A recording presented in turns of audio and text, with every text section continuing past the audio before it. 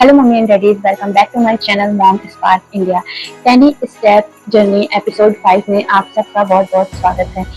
9 to 12 month का यह दौर किसी भी माता पिता के लिए बहुत ही रोमांचक, हैरान कर देने वाला और भावनाओं में भरा होता है। इस उम्र में आपका नन्हा मुन्ना बच्चा एक बहुत बड़ा बदलाव देखता है, जहां वह सिर्फ पीठ के बल लेटना, पलटना या घुटनों के बल चलना छोड़ देता है। वह सोफे के कोने, दीवार के सहारे या कभी-कभी मम्मी पापा की उंगलियां पकड़कर अपने पैरों पर खड़े होने की कोशिश करने लगता है। यह वो पल होता है जब बच्चा अपने जीवन के पहले कदम, फर्स्ट स्टेप रखने की ओर पहला कदम बढ़ाता है। इस उम्र में बच्चों की जिज्ञासा यानी क्यूरियोसिटी सातवें आसमान पर होती है।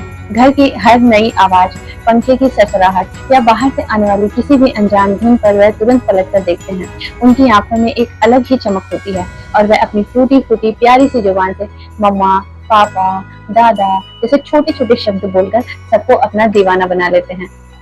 एक माँ के रूप में जब आप अपने बच्चों को पहली बार खुद के पैरों पर खड़ा होते देखते हैं तो वह खुशी शब्द में बयां नहीं की जा सकती। वह दिल को सुकून देने वाला पल होता है जो सारी थकान को पल भर में दूर कर देता है। 9 to 12 मंथ के पड़ाव पर पहुंचता है, उसकी एक्टिविटीज और शैतानियां कई गुना बढ़ जाती हैं।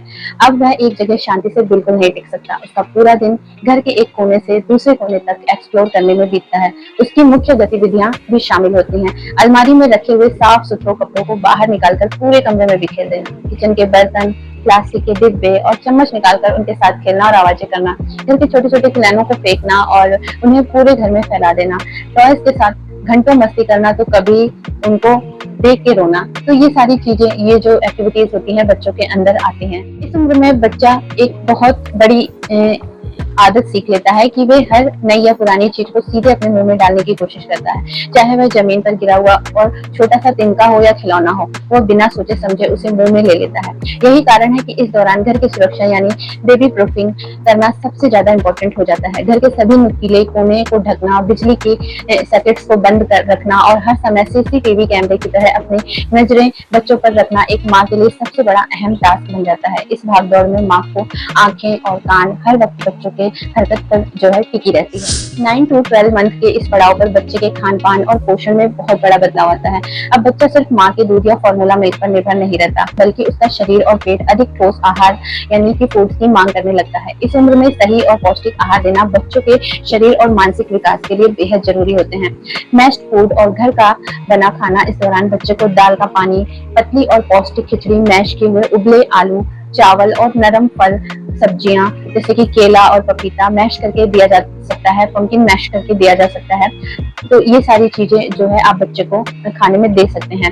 पोषण और स्वाद का संतुलन, धीरे धीरे बच्चों के खाने में स्वाद विकसित होने लगता है। ऐसे में यह ध्यान जरूरी है कि खाने में नमक और चीनी की मात्रा बहुत कम और पोषण भरपूर होना चाहिए। लाड प्यार और नखरे, कई बार बच्चे खाने को देखकर मुंह फेर लेते हैं या नखरे दिखाते हैं, तो ऐसे में एक माँ को बहुत ही धैर्य रखना पड़ता है। उन्हें जबरदस्ती खिलाने के बजाय प्यार से थोड़ा थोड़ा करके दिन भर में कई बार खिलाना पड़ता है, ताकि उनका पेट भी भर जाए और वे खाने से बिल्कुल भागे नहीं।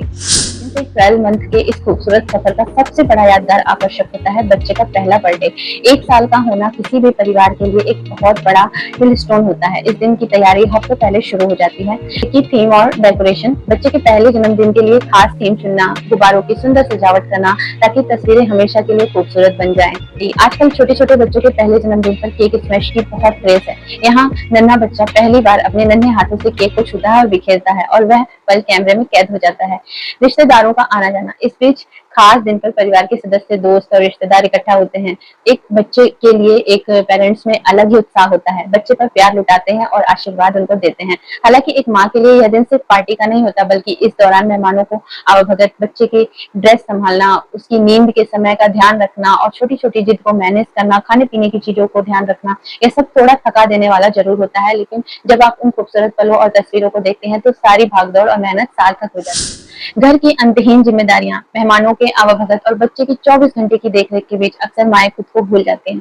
लेकिन मानसिक और शारीरिक रूप से स्वस्थ रहने के लिए मी टाइम और एक सही रूटीन का संतुलन बनाना बेहद जरूरी होता है।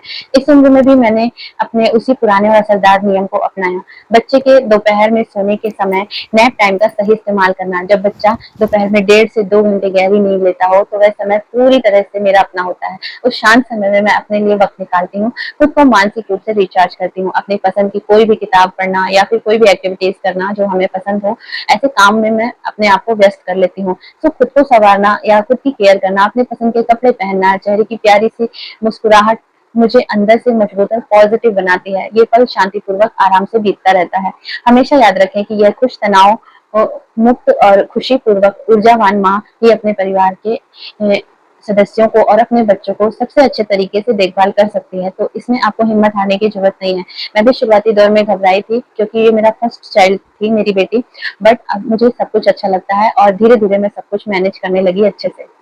9 to 12 मंथ का यह पूरा सफर अपने आप में एक अनोखा यात्रा है, जो ढेरों खुशियां, कुछ अनचाही चुनौतियां, नटखट शैतानियां और कभी ना भूलने वाली यादों से भरा होता है।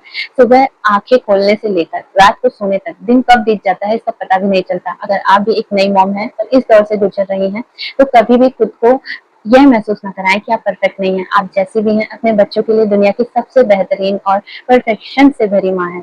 अगर आपको यह विस्तृत ब्लॉग पसंद आया हो तो इस वीडियो को एक बार थम्स अप और मॉम स्पार्क इंडिया को सब्सक्राइब करना बिल्कुल ना भूलें। नीचे दिए कमेंट बॉक्स में हमें जरूर बताएं कि आपके बच्चे ने अपना पहला कदम कब रखा था और इसका पहला जन्मदिन कैसा रहा। मिलते हैं अगले एपिसोड में, तब तक अपना ख्याल रखिए। Stay tuning, stay happy, take care.